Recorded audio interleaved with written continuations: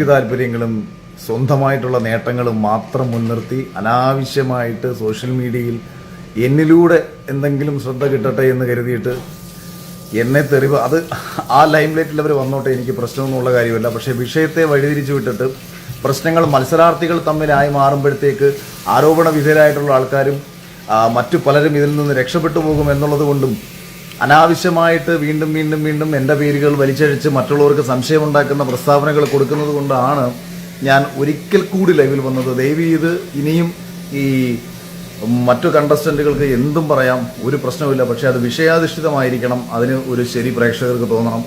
ജനങ്ങൾക്കിടയിൽ വെറുതെ പരസ്പരം സീസൺ 6 നടക്കുന്ന സമയത്ത് സീസൺ 5 മത്സരാർത്ഥികളോ സീസൺ 4 മത്സരാർത്ഥികളോ കാണിക്കുന്ന കോമാളിത്തരങ്ങളെയും വിവരക്കേടുകളെയും അവർക്ക് സംശയം ഉളവാക്കുന്ന രീതിയിലാവരുത്. അതുകൊണ്ട് പരമാവധി സംസാരിക്കുമ്പോൾ വ്യക്തിപരമായിട്ടല്ലാതിരിക്കുക എന്നതാണ് ഞാൻ ആഗ്രഹിച്ചിരുന്നത്. പക്ഷെ കഴിഞ്ഞ ദിവസം 1-2 പ്രശ്നങ്ങൾ വരികയും ഞാൻ ചിലതൊക്കെ കണ്ടില്ലെന്ന് നടിക്കുകയും ചിലർക്കൊന്നും മറുപടി അർഹിക്കുന്നില്ല. വ്യക്തിപരമായിട്ട് എനിക്കെതിരെ പറയുന്നവർ അതിൻ്റെ പേര് റീച്ച് ഉണ്ടാക്കിയിരിക്കും. എന്നിരുന്നാലും ശോഭ ചില പരാമർശങ്ങൾ നടത്തി. അതിൽ 1-2 കാര്യങ്ങൾക്ക്, അല്ലാതെ ശോഭയ്ക്ക് എന്തും പറയാം, ശോഭ എന്തും പറഞ്ഞ് റീച്ച് ഉണ്ടാക്കാൻ ശ്രമിക്കുക, എന്തെങ്കിലും ലൈം ലൈറ്റിൽ നിൽക്കാൻ ശ്രമിക്കുക, എന്താണെന്ന് വെച്ചാലും അത് ചെയ്യാം, അത് പ്രശ്നമില്ല. പക്ഷേ ശോഭ പറഞ്ഞത് ചില കാര്യങ്ങൾക്ക് അതിനു മുമ്പ് ശോഭ പറയുന്ന കാര്യങ്ങൾ ഏറ്റുപിടിക്കാൻ നടക്കുന്നവരോട് എനിക്ക് പറയാനുള്ളത്, തൂറിയവനെ ചുമന്നാൽ ചുമന്നവനും മാറുമെന്നൊരു ചൊല്ല് നമ്മുടെ നാട്ടിലുണ്ട്. അതൊന്ന് ഞാൻ നിങ്ങളോട് പറയുകയാണ്. ഇപ്പോൾ ഇതിൽ ഈ ചാനൽ ചർച്ചകൾ എന്നെ ന്യൂസ് 18 ചാനലിൽ നിന്ന് വിളിച്ചു. ഞാൻ വിളിച്ച സമയത്ത് ഞാൻ അവരോട് അങ്ങോട്ട് ചോദിച്ച ഒരു ചോദ്യം എന്ന് പറയുന്നത്, ഞാൻ അവരോട് ആരോപണ വിധേയരായിട്ടുള്ളവരിൽ നിന്ന് വിഷമങ്ങൾ ഉണ്ടായിട്ടുള്ള ആൾക്കാരുടെ പേരുകൾ പറയാം, അതായത് സ്ത്രീകളുടെ പേരുകൾ ഞാൻ പറഞ്ഞാൽ നിങ്ങൾക്ക് ആംബിയർ ഉണ്ടോ ഇത് ടെലികാസ്റ്റ് ചെയ്യാൻ? കേരളത്തിൽ ഏതെങ്കിലും സ്ത്രീകൾക്ക് ഇത്തരത്തിലുള്ള ബുദ്ധിമുട്ടുകൾ നേരിടേണ്ടി വന്നാൽ അത്തരം സ്ത്രീകളുടെ പേരുകൾ പുറത്തു പറയാൻ ഏതെങ്കിലും മുഖ്യധാരാ മാധ്യമങ്ങൾ തയ്യാറാകുമോ? ഈ വിവരക്കേടുകൾ പറഞ്ഞുകൊണ്ട് ചാനലിലിരുന്ന് ചർച്ച നടത്തുന്ന ലവലേശം ബോധ്യമില്ലാത്ത മാധ്യമ കോമാളികളോട് തന്നെയാണ് എൻ്റെ ഈ ചോദ്യം. പിന്നെ രണ്ടാമത്തെ കാര്യം, സ്വന്തം താല്പര്യങ്ങൾ സംരക്ഷിക്കാനും സ്വന്തം നേട്ടങ്ങൾ സംരക്ഷിക്കാനും വേണ്ടിയിട്ട് ശാരീരികമായോ സാമ്പത്തികമായിട്ടോ ഉള്ള കാര്യങ്ങൾ കൊടുത്തുകൊണ്ട് ആരെങ്കിലും ഒരു കാര്യം നേടിയെടുക്കുന്നുണ്ടെങ്കിൽ അവർ ആരെങ്കിലും വന്ന് പുറത്തു പറയുമോ? അവരുടെ അത്തരം പ്രവൃത്തികൾ കൊണ്ട് അർഹതയുള്ളവർക്ക് നീതി നിഷേധിക്കപ്പെടുന്നു എന്നുള്ളതല്ലേ ഞാൻ ചൂണ്ടിക്കാണിച്ച പ്രധാനപ്പെട്ട പ്രശ്നം. ചിലർ ഇത്തരം ആക്ടിവിറ്റികളിലൂടെ തങ്ങളുടെ കാര്യം സാധിക്കാൻ സിനിമാ മേഖലയിലായിക്കോട്ടെ, അത് വ്യാവസായിക മേഖലയിലായിക്കോട്ടെ, എന്റർടൈൻമെന്റ് മേഖലകളിലായിക്കോട്ടെ, ഇത്തരം കാര്യങ്ങൾ ചെയ്യുമ്പോൾ അതിലേക്ക് എടുക്കാൻ നിൽക്കുന്ന ആൾക്കാർ, അതായത് ഞാൻ ആർക്കെതിരെ ആരോപണം ഉന്നയിച്ചോ അത്തരം മാനസികാവസ്ഥ കൊണ്ടു നടക്കുന്ന ആൾക്കാർ അവരുടെ താല്പര്യങ്ങൾക്ക് വേണ്ടിയിട്ട് അർഹതയുള്ളവരെ തഴയുന്നു എന്ന കാര്യമാണ് ഞാൻ ചൂണ്ടിക്കാണിച്ചത്. ഞാൻ ഉന്നയിച്ച ഒരു വിഷയത്തിന്റെ ഗൗരവം ആർക്കെതിരെയാണോ ഉന്നയിച്ചത് അവർ വർക്ക് ചെയ്യുന്ന പ്രസ്ഥാനത്തിന് മനസ്സിലാവുകയും അവർ അന്വേഷണം പുറപ്പെടുവിക്കുകയും ചെയ്തിട്ടുണ്ട്. അതുകൊണ്ട് തന്നെയാണ് ഞാൻ ആ വിഷയവുമായി ബന്ധപ്പെട്ട് കാര്യങ്ങളെ കുറിച്ചിട്ട് മറുപടി മറ്റൊന്നും പറയാതിരുന്നത്. അപ്പോഴാണ് ശോഭ ഒരു കാര്യം പറയുന്നത്, ഈ കഴിഞ്ഞ സീസണിൽ ശോഭയെ മാനസികമായിട്ട് തളർത്തി തോൽപ്പിക്കാൻ അവർ ശ്രമിച്ചു എന്നുള്ളത്. അപ്പോൾ എനിക്ക് ചില കാര്യങ്ങൾ പറയേണ്ടി വരും. ശോഭ മറന്നുപോയതാണ് പലതും. 70 ദിവസത്തിന് ശേഷം ടിക്കറ്റ് ടു ഫിനാലെ എന്ന് പറയുന്ന ഒരു ടാസ്ക് കൊണ്ടുവരുന്നു. ഈ ടിക്കറ്റ് ടു ഫിനാലെ ടാസ്ക് കൊണ്ടുവരുമ്പോൾ ആരെ സപ്പോർട്ട് ചെയ്യാനാണ് എന്നത് നിങ്ങൾക്ക് കൃത്യമായിട്ട് നിങ്ങൾക്ക് മനസ്സിലാവും. കാരണം രാവിലെ തൊട്ട് വൈകുന്നേരം വരെ ഒരിടത്ത് കുത്തിയിരുന്നാൽ ആര് വിജയിക്കും, ആ സീസണിലുള്ളതിൽ ആര് വിജയിക്കും, ആരതുകൊണ്ട് ഫിനാലെ വിജയിച്ച് വരണമെന്നാണ് ആ ടാസ്ക് കൊടുത്തിട്ടുള്ളവർ ചിന്തിച്ചിട്ടുള്ളത് എന്ന് നിങ്ങളൊന്ന് ആലോചിച്ച് നോക്കുക. പിന്നെ 2, ഒരു പ്രാങ്ക് ശോഭയ്ക്ക് വേണ്ടി തന്നെ, അതായത് ശോഭയ്ക്ക് ജനങ്ങൾക്കിടയിലേക്ക് കൂടുതൽ റീച്ച് കിട്ടാനും ആ സമയത്ത് കൂടുതൽ കണ്ടന്റ് ശോഭയുടേക്ക്, അതായത് ശോഭയുടെ കണ്ടന്റ് ഒന്നും ആ സമയത്ത് ഇല്ല. അപ്പൊ ശോഭയ്ക്ക് വേണ്ടിയിട്ട് ഒരു ദിവസത്തെ ഫുൾ കണ്ടന്റ് ഒരു ടാസ്ക് കൊടുത്തുകൊണ്ട് ശോഭയ്ക്ക് വേണ്ടിയിട്ട് തന്നെ അണിയറയിലുള്ള ആൾക്കാർ സപ്പോർട്ട് കൊടുക്കുകയാണ്. ഇനി മറ്റൊരു കാര്യം കൂടെ ഞാൻ പറയാം. അതായത് ഈ ഞാൻ ഹോസ്പിറ്റലിൽ പോയ സമയത്ത് ശോഭ പറയുന്നൊരു കാര്യം ഉണ്ടായിരുന്നല്ലോ, എന്തായിരുന്നു, ഇവനെ കൊല്ലത്തേക്ക് അങ്ങ് പാക്ക് ചെയ്താൽ മതിയെന്ന്. അത് പുറത്ത് വലിയ രീതിയിൽ ഗൗരവമാവുകയും ആ വിഷയം ചർച്ചയിൽ എടുക്കണമെന്ന് വീക്കെൻഡ് എപ്പിസോഡിൽ ഇവർ സംസാരിച്ചു. അതായത് ലാലേട്ടൻ ഇത് സംസാരിക്കണമെന്ന് സംസാരിച്ചു. പക്ഷേ അത് സംസാരിക്കാൻ സമ്മതിപ്പിച്ചില്ല. കാരണം ലൈവ് കാണുന്ന പ്രേക്ഷകരെക്കാട്ടിയും എത്രയോ ഇരട്ടി ആൾക്കാരാണ് ഈ പറഞ്ഞ എപ്പിസോഡ് കാണുന്നത്. അപ്പോൾ ഈ എപ്പിസോഡിൽ ഇങ്ങനെ ഒരു മൈൻഡ് സെറ്റുള്ള ഒരാളാണോ ശോഭ എന്ന് പ്രേക്ഷകർ അറിയണ്ട എന്ന് വിചാരിച്ചിട്ട് ആ വിഷയം സംസാരിപ്പിക്കണ്ട എന്ന് പറഞ്ഞ് മാറ്റിയതും ഞാൻ ഈ ആരോപണം ഉന്നയിച്ചതിൽ ഒരാളാണ്. പിന്നീട് നമ്മുടെ ഫാമിലി ടാസ്ക് പ്ലാൻ ചെയ്യുമ്പോൾ ഫാമിലി ടാസ്കിൽ ശോഭയുടെ ഫാമിലി വരില്ല എന്നായിരുന്നു ആദ്യം പറഞ്ഞത്. ശോഭയുടെ ഫാമിലി വരില്ല എന്നുണ്ടെങ്കിൽ അങ്ങനെ ഒരു ടാസ്കേ വേണ്ട എന്നൊരു തീരുമാനം ഇവർ എടുക്കുന്നു. അപ്പോൾ ഇതിൻ്റെ പിന്നിൽ പ്രവർത്തിക്കുന്ന ഉത്തരവാദിത്തപ്പെട്ട മറ്റ് ചിലർ, അതായത് 1-2 ആൾക്കാരുടെ സ്ഥാപിത താല്പര്യങ്ങൾ ഇവിടെ നടപ്പിലാക്കാൻ പറ്റില്ല എന്ന് വാശി പിടിച്ചുകൊണ്ട് ശോഭയുടെ ഫാമിലി വരില്ല എന്ന് കരുതിയിട്ട് ഒരു ഫുൾ ടാസ്ക് മാറ്റി വെക്കാൻ പറ്റുമോ? അങ്ങനെ അവർ അതിന് മുകളിലോട്ട്, അതായത് അധികാരത്തിന് അതിന് മുകളിലിരിക്കുന്ന ആൾക്കാരെ ഈ വിഷയം അറിയിച്ചുകൊണ്ട് അവർ പറയുന്ന കാര്യം ഇങ്ങനെയാണ്: ഇത്തരം ഒരു ടാസ്ക് ചെയ്യുമ്പോൾ മത്സരാർത്ഥികളുടെ റിലേറ്റീവ്സ് ഇവിടെ വരണം. അങ്ങനെ റിലേറ്റീവ്സ് വരുന്ന സമയത്ത് നമുക്ക് സാമ്പത്തിക നഷ്ടമുണ്ടാകും. കാരണം അവർക്ക് ഫ്ലൈറ്റ് ടിക്കറ്റ് എടുക്കണം, അവരെ ഇവിടെ കൊണ്ടുവന്ന് സ്റ്റേ ചെയ്യണം, തിരിച്ചു കൊണ്ടുപോകണം.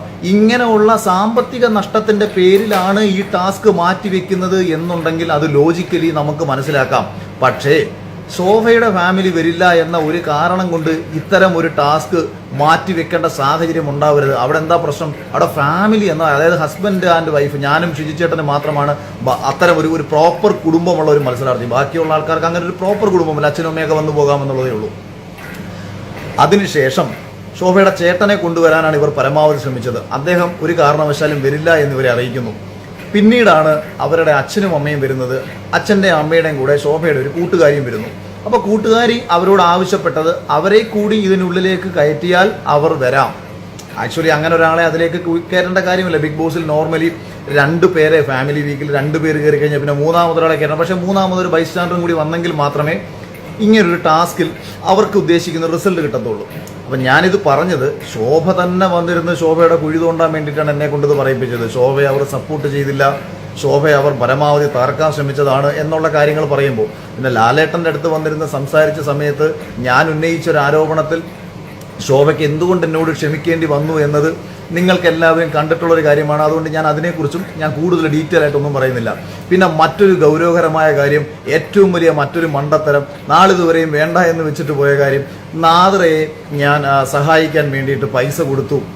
ഒന്ന് ആലോചിച്ച് നോക്കൂ. ഇവർ തന്നെ എനിക്കെതിരെ ഉന്നയിക്കുന്ന ഒരു ആരോപണം എന്ന് പറയുന്നത്, ഞാൻ പുറത്തിറങ്ങി പോയി വന്നതിന് ശേഷം എല്ലാം മനസ്സിലാക്കി. ആയിക്കോട്ടെ, നിങ്ങൾ ഉന്നയിച്ച ആരോപണം ശരിയാണെന്നുണ്ടെങ്കിൽ പുറത്തിറങ്ങി വന്നതിന് ശേഷം ഞാൻ എന്താണ് മനസ്സിലാക്കേണ്ടത്? ഞാനായിരിക്കും വിജയിക്കുക എന്നത് ഞാൻ മനസ്സിലാക്കുന്നു. അപ്പോൾ വിജയിക്കുമെന്ന് ഉറപ്പുള്ള ഞാൻ അതിനുശേഷം ഫാമിലി ടാസ്ക് നടക്കുന്നു. ഈ ഫാമിലി ടാസ്കിൽ എല്ലാവരുടെ വീട്ടുകാരും വന്നിട്ട്, ശോഭയുടെ പോലും അച്ഛനും അമ്മയും വന്നിട്ട് പൂർണ്ണമായും അഖിൽമാരാരെ സപ്പോർട്ട് ചെയ്യുന്നു. അതായത് എന്നെ സപ്പോർട്ട് ചെയ്യുന്നു. മിഥുൻ്റെ അമ്മ പറയുന്നു, ശോഭയുടെ അച്ഛൻ പറയുന്നു, മറ്റുള്ളവർ പറയുന്നു. അപ്പോൾ ഇവരെല്ലാവരും പറയുന്നതിൽ നിന്ന് തന്നെ പുറത്ത് ഏറ്റവും കൂടുതൽ സപ്പോർട്ടുള്ള ഒരാളാണെന്ന് മനസ്സിലാക്കുന്ന ഞാൻ എന്തിനാണ് എനിക്ക് കിട്ടുന്ന 50 ലക്ഷം രൂപയിൽ നിന്ന് 1.5 ലക്ഷം രൂപ മറ്റൊരാൾക്ക് കൊടുക്കേണ്ട മണ്ടത്തരം കാണിക്കുന്നത്? ഒരു മനുഷ്യൻ അയാളുടെ ഉള്ളിൽ തട്ടി ആത്മാർത്ഥമായിട്ട് നാളിതുവരെയും അതിൻ്റെ പേരിൽ ഒരു ചീപ്പ് പബ്ലിസിറ്റി ശ്രമിക്കാതെ നാദ്രയോട് ചെവിയിൽ ഇങ്ങനൊരു കാര്യം പറയേണ്ടി വരുന്നത്, നാദ്രയ്ക്ക് ഒരു ദിവസം 7000 രൂപ ശമ്പളം മാത്രമേ ബിഗ് ബോസിൽ നിന്ന് കിട്ടിയിട്ടുള്ളെന്നും 100 ദിവസം അവൾ നിന്നാൽ പോലും അവക്ക് വെറും 7 ലക്ഷം രൂപ ശമ്പളമേ കിട്ടത്തുള്ളൂ, അവക്കൊരു വീടില്ല, അവക്ക് ഒരുപാട് ബുദ്ധിമുട്ടുകൾ അനുഭവിക്കുന്നുണ്ട്, എത്രത്തോളം മാനസികമായി എത്രത്തോളം സാമ്പത്തികമായിട്ട് മുന്നോട്ട് പോകാൻ കഴിയുമെന്ന് അവൾക്ക് തന്നെ ഒരു ഉറപ്പില്ല. മറ്റുള്ള സാധാരണ ജനറൽപ്പെട്ട ആൾക്കാർ, അതായത് ഒരു പുരുഷനോ അല്ലെങ്കിൽ ഒരു സ്ത്രീക്കോ നോർമലി പുറത്ത് കിട്ടുന്ന വർക്കുകൾ പോലെ അവൾക്ക് കിട്ടുമോ എന്നുള്ള അവളുടെ സംശയങ്ങൾ, അവളുടെ വിഷമങ്ങൾ, അത് കേട്ട ഞാൻ അവളോട് പറഞ്ഞതാണ്, അവളുടെ ചെവിയിൽ പറഞ്ഞതാണ്. എനിക്ക് തോന്നുന്നില്ല അത് പുറത്ത് വലിയ രീതിയിൽ ചർച്ചയായെന്ന് പോലും അറിയത്തിനുള്ള കാര്യമല്ല. എൻ്റെ ഉള്ളിൽ തോന്നി അവളെ സഹായിക്കണം. അവൾ ഒരു നന്മയുള്ള കുട്ടിയാണ്, ഒരു പാവമാണ്, അവൾക്ക് മുന്നോട്ടൊരു ജീവിതമുണ്ടാണ്. അവളിലൂടെ ഒരുപാട് ട്രാൻസ്ജെൻഡർ ആൾക്കാർക്ക് അതൊരു വളർച്ച. ഞാൻ അതിനകത്ത് വെച്ചും ഞാൻ നാദ്രയോട് എപ്പോഴും പറയുന്നതാണ്, നിന്നിലൂടെ നിന്റെ സമൂഹം അഭിമാനിക്കണം. നാദ്രയിലൂടെ അഭിമാനിക്കപ്പെട്ട ഒരു സമൂഹത്തിന് അപമാനമായി മാറിയ ഒരു മത്സരാർത്ഥിയാണ് ഈ ശോഭ പറഞ്ഞു വിട്ടു എന്ന് പറയുന്ന ജാൻമണി. അപ്പം ഞാൻ ജാൻമണിയുടെ വിഷയത്തിലേക്ക് വരാം. അപ്പം ഞാൻ ഈ വിഷയത്തിലേക്ക് ഒന്ന് സംസാരിച്ചിട്ട് അതിലേക്ക് തന്നെയാണ് എനിക്ക് വരാൻ ആഗ്രഹിക്കുന്നത്. അങ്ങനെ എൻ്റെ ഉള്ളിൽ നിന്ന്, അതായത് നീ ഈ പറഞ്ഞ നമ്മുടെ എന്തായിരുന്നു മണി ബോക്സ്, ഈ മണി ബോക്സ് എടുക്കുമ്പോൾ നീ മനസ്സിൽ വെച്ചോളൂ, 1.5 ലക്ഷം രൂപ നീ എത്ര എടുക്കുന്നോ അതിന് മുകളിൽ ഒരു 1.5 ലക്ഷം രൂപ ഞാൻ നിനക്ക് തരാം. എനിക്ക് കൊടുക്കേണ്ട ഒരു കാര്യവുമില്ല. കാര്യം നാദ്രയ്ക്ക് അങ്ങനെ കാര്യം എന്താ വെച്ചാൽ, ഇതിൻ്റെ ഉദ്ദേശം എന്താ? ഒരാൾ ഇങ്ങനെ പറയുമ്പം പുറത്ത് നാദ്രയെ സപ്പോർട്ട് ചെയ്യുന്ന ആൾക്കാർ എനിക്ക് വോട്ട് ചെയ്യും എന്ന് കരുതിയിട്ടാണെന്നുണ്ടെങ്കിൽ ഞാൻ പബ്ലിക്കായിട്ട് അത് പറയണം. അതായത് ഇത് മറ്റുള്ളവരെ കേൾക്കുക. ശോഭയൊക്കെ ചെയ്യുന്ന പരിപാടി ഉണ്ടല്ലോ, ഈ ചാരിറ്റി ചെയ്താലും ഒരാളെ സഹായിച്ചാലും അത് വിളിച്ചു പറഞ്ഞുകൊണ്ട് ഞാൻ നന്മമരമാണ് എന്ന് കാണിക്കാൻ ശ്രമിക്കുന്ന സ്വഭാവം, അതായത് എൻ്റെ ഉദ്ദേശം നാദരയ്ക്ക് ഇത് കൊടുത്തുകൊണ്ട് പുറത്തു നിന്ന് വോട്ട് കിട്ടുകയായിരുന്നു എൻ്റെ ഉദ്ദേശമെങ്കിൽ ഞാൻ ഉറപ്പായിട്ടും ഇത് പല ഷിജു ചേട്ടനോട് ഞാൻ പറയും. കാരണം ഇത് പുറത്തേക്ക് പോകണമല്ലോ. അപ്പം എനിക്കിത് പറയണം, മറ്റുള്ളവർ കേൾക്കണം. കേട്ടിട്ട് എനിക്ക് നാദരയുടെ ആൾക്കാർ മുഴുവൻ ഇത് വോട്ട് ചെയ്യണം. ഇത് പറഞ്ഞത് നിങ്ങൾ ആരെങ്കിലും ഈ നാളിതുവരെ 1 വർഷമായി ഞാൻ ഈ പൈസ, എനിക്ക് ഫസ്റ്റ് പൈസ കിട്ടിയപ്പോൾ ഞാൻ കൊടുത്തു കഴിഞ്ഞു, ഞാനിത് പറയുകയോ നാദര ഇത് പറയുകയോ ചെയ്തിട്ടുണ്ടോ? അല്ലെങ്കിൽ ഇങ്ങനെ ആരുടെങ്കിലും പറഞ്ഞിട്ടുണ്ടോ? ഇങ്ങനൊരു പബ്ലിസിറ്റിയോ ഇങ്ങനൊരു ഇതൊരു വൃത്തികെട്ട കാര്യമല്ലേ? അതായത് ഒരാളെ സഹായിച്ചിട്ട് അത് വിളിച്ചു പറയുക എന്നുള്ള കാര്യം, അത് പറയേണ്ട സാഹചര്യം ഇവിടെ ഉണ്ടാവുകയാണ് ചെയ്തത്. അതെന്തായാലും ശോഭ ഇത്തരം കാര്യങ്ങൾ എന്നെ നാറ്റിക്കുക എന്ന് പറയുന്ന ഉദ്ദേശത്തോടു കൂടിയിട്ടാണെന്നുണ്ടെങ്കിലും ഇത്തരം വിവരക്കേടുകൾ നിങ്ങൾ വിളിച്ചു പറയരുത്. കാരണം എനിക്കതിൻ്റെ ആവശ്യമില്ലായിരുന്നു.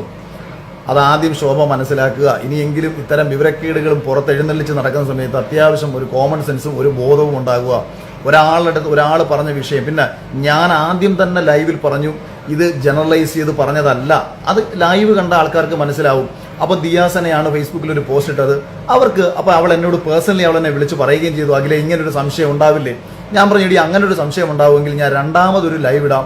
ആ രണ്ടാമത്തെ ലൈവിൽ ഞാൻ വളരെ കൃത്യമായി പറഞ്ഞു, ഞാൻ ഇന്റർവ്യൂവിലും കൃത്യമായി പറഞ്ഞു, സീസൺ 5 ഒരു മത്സരാർത്ഥി പോലും എന്നോട് വ്യക്തിപരമായിട്ട് അവർക്ക് എന്തെങ്കിലും വിഷമം നേരിട്ടതായിട്ട് പറഞ്ഞിട്ടുമില്ല.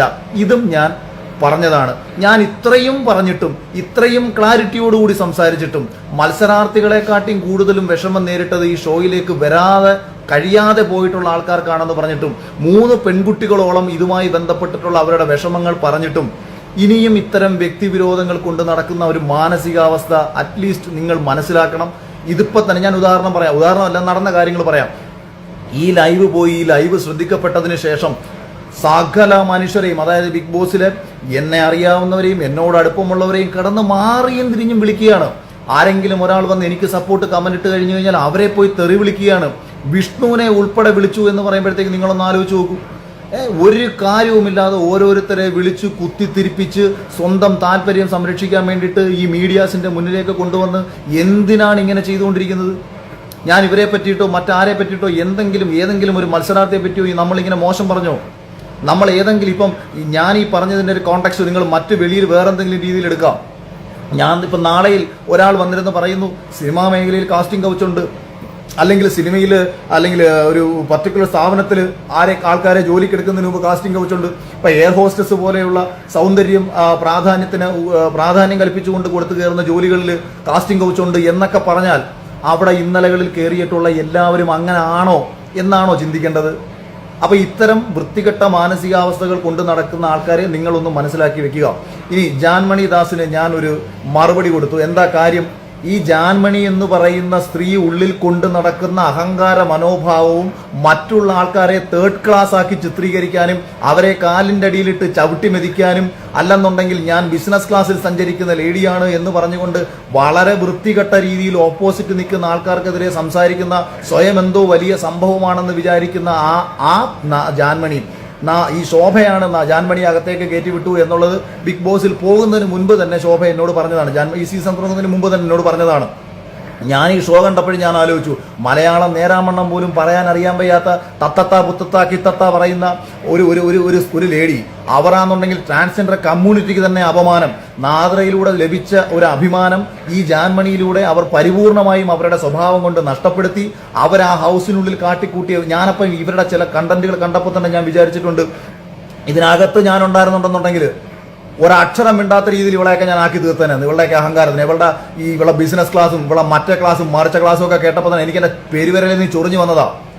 അതായത് ഇപ്പം ഏത് ജോലിക്ക് അഭിമാനമുണ്ട്, ഒരു സംശയവുമില്ല. ഞാൻ നാളിതുവരെ എൻ്റെ അച്ഛനോട് തട്ടടിക്കുന്ന ഒരാളാണ്. എൻ്റെ അമ്മ ഇന്നും തൊഴിലുറപ്പ് ചെയ്ത് ജീവിക്കുന്ന ഒരു സ്ത്രീയാണ്. ഞാൻ അഭിമാനത്തോടു കൂടി അവരുടെ ഒപ്പം പോയി നിന്ന് അവർക്കൊപ്പമുള്ള വീഡിയോ പങ്കുവെച്ചിട്ടുള്ള ഒരാളാണ്. ഇന്നും ഏറ്റവും സാധാരണക്കാർക്കൊപ്പം പോയിരിക്കാൻ ആഗ്രഹിക്കുന്ന ഒരാളാണ് ഞാൻ. വർഷം 1 ബിഗ് ബോസ് വിജയിച്ചതിന് ശേഷം ഇതുവരെ ഏതെങ്കിലും ഒരു സിനിമാക്കാരുടെ കൂടെയുള്ള ഫംഗ്ഷനുകളിലോ അല്ലെങ്കിൽ സിനിമയുടെ ലോഞ്ചുകളിലോ മറ്റുള്ള സ്ഥലങ്ങളിലോ നിങ്ങൾ ആരെങ്കിലും എന്നെ കണ്ടിട്ടുണ്ടോ? ഞാൻ ഒരു സ്ഥലത്തും ഇത്തരം ഷോ ഓഫ് കാണിക്കുന്ന ഒരു സ്ഥലങ്ങളിലും പോകാൻ ഞാൻ ആഗ്രഹിക്കാറില്ല. ഇവരെല്ലാവരും എന്നെ വിളിച്ചിട്ടുള്ളതാണ്. ഈ അടുത്തിടെ നടന്ന പല സിനിമാക്കാരുടെ കല്യാണങ്ങൾ ഇവിടെ എല്ലാം നടന്ന് ഷോ കാണിക്കും. ഞാൻ പോകാൻ കഴിയുമായിരുന്നിട്ടും ചില സ്ഥലത്ത് ഞാൻ പോയിട്ടില്ല.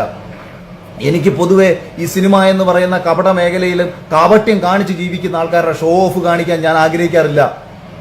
എനിക്ക് ഏറ്റവും താഴെ തട്ടി നിൽക്കുന്നവരോടും സാധാരണക്കാരനൊപ്പവും ചേർന്ന് നിൽക്കാനാണ് ഞാൻ എല്ലായ്പ്പോഴും ആഗ്രഹിച്ചിട്ടുള്ളത്. അവരെയാണ് ചേർത്ത് പിടിച്ചതും.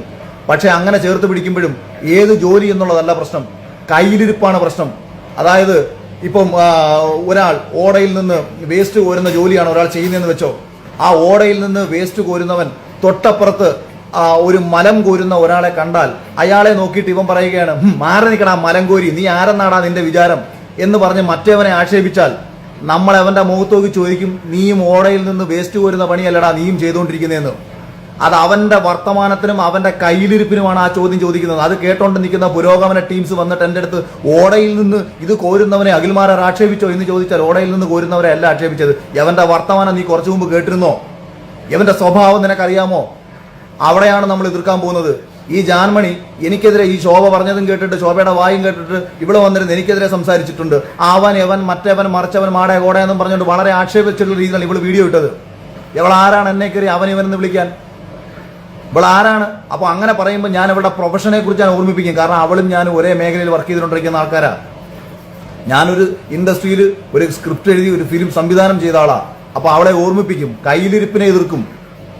കേരളത്തിലെ ഏതെങ്കിലും മേക്കപ്പ് ആർട്ടിസ്റ്റുകളോ ഈ രീതിയിൽ ജീവിക്കുന്നവരോ ബ്യൂട്ടീഷ്യന്മാരോ ആർക്കെങ്കിലും ഒരാൾക്ക് ഞാൻ പറഞ്ഞതിൽ എവിടെങ്കിലും ഒരു വിഷമം തോന്നിയിട്ടുണ്ടെന്നുണ്ടെങ്കിൽ 1% നിങ്ങളെ പറ്റിയിട്ടല്ല പറഞ്ഞിരിക്കുന്നത്.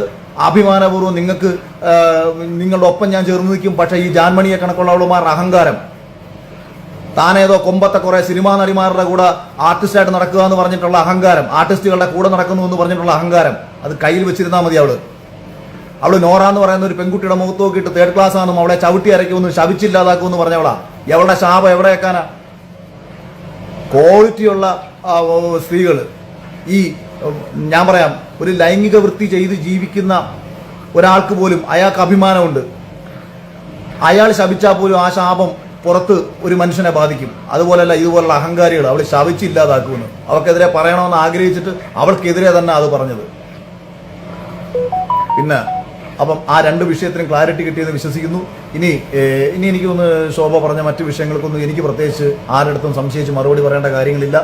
പിന്നെ പിന്നെ പിന്നെ ഇവർ ഈ ആവർത്തിച്ച് പറയുന്ന മറ്റൊരു സാധനം, ഈ പുറത്ത് പോയി തിരിച്ചു വന്നാൽ, അതായത് ഇപ്പൊ ഈ സീസണിൽ ഇപ്പൊ ജാസ്മിൻ എന്ന് പറയുന്ന ഒരു മത്സരാർത്ഥി സപ്പോസ് പുറത്തു പോകുന്നു എന്ന് വെച്ചോളൂ.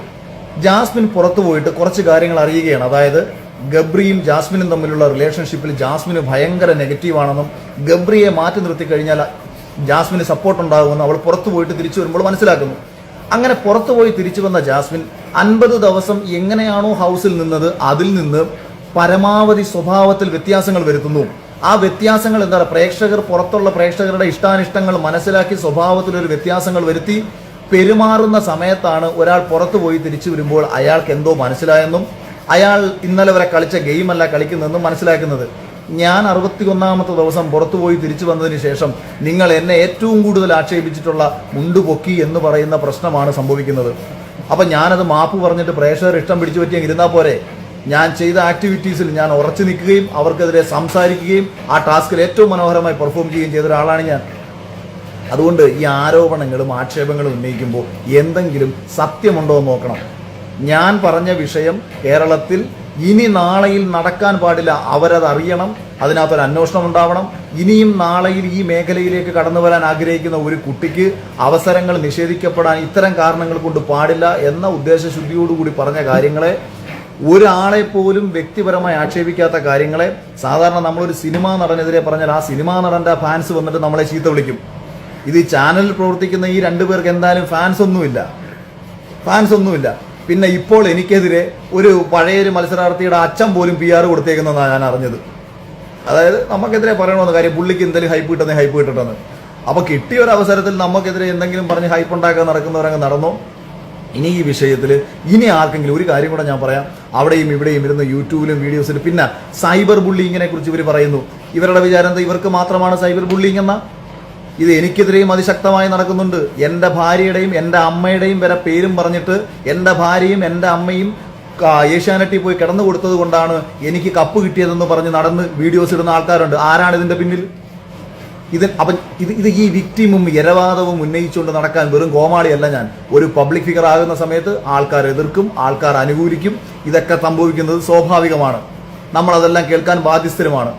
ഇന്നലകളിലും ഒക്കെ തന്നെ ഒരുപാട് സൈബർ ബുള്ളിങ് ഇവർക്ക് ഉണ്ടായിട്ടുണ്ട്. അതുകൊണ്ട് ഈ ഒരു വിഷയത്തിൽ പറഞ്ഞ് എടുത്ത് പൊക്കിപ്പിടിച്ച് ഞങ്ങളെയാണ് എന്നൊന്നും പറയേണ്ട കാര്യവുമില്ല. അപ്പോൾ ഇനി ആർക്കെങ്കിലും എന്നോട് സംസാരിക്കാനുണ്ടെങ്കിൽ കണ്ണീ കണ്ട ഓൺലൈൻ ചാനലുകളിലും അവിടെ എവിടെയും പോയിരുന്നിട്ട് സംസാരിച്ച് സമയം കളയേണ്ട കാര്യമില്ല. എൻ്റെ അടുത്ത് വന്ന് സ്ട്രെയിറ്റ് സംസാരിക്കുക. അതിനുള്ള ആംബിയർ ഉണ്ടെന്നുണ്ടെങ്കിൽ, അതിനുള്ള ആത്മാഭിമാനവും ധൈര്യവും ഉണ്ടെന്നുണ്ടെങ്കിൽ വരാം. ഇനി അതല്ല, എൻ്റെ അടുത്ത് തർക്കിച്ച് ജയിക്കാനോ വിഷയത്തിൻ്റെ മെറിറ്റ് പറഞ്ഞ് സംസാരിക്കാനോ ഒക്കെ എന്ത് വേണമെങ്കിലും, നിങ്ങൾക്ക് ആ ഇത്തരം കാര്യങ്ങളിൽ എന്ത് വേണമെങ്കിലും ആകാം. അല്ലാതെ ഇനി നിങ്ങൾക്ക് ആർക്കും വേണ്ടിയിട്ട് ഇൻഡിവിജ്വലി വന്ന് പറയത്തില്ല. ഇന്നത്തെ എപ്പിസോഡിൽ ലാലേട്ടൻ പറയാനുള്ളതും അല്ലെങ്കിൽ എനിക്ക് തോന്നുന്നു ചാനൽ അവർ പറയാനുള്ള അവരുടെ ഭാഗം ന്യായീകരിക്കും. അതിനുശേഷം നമ്മുടെ മറ്റ് അന്വേഷണത്തിൻ്റെ ഭാഗമായിട്ടുള്ള കാര്യങ്ങൾ സംസാരിക്കുക, എടുക്കുകയും ചെയ്യും. ഓക്കെ, അപ്പോൾ താങ്ക് യു. വിമർശകർ കോമാളികളെ, നിങ്ങൾ ഇനിയും ഈ പറയുന്ന ആൾക്കാരുടെ തീട്ടം ചുമന്ന് നിങ്ങൾ ജീവിച്ചോളൂ.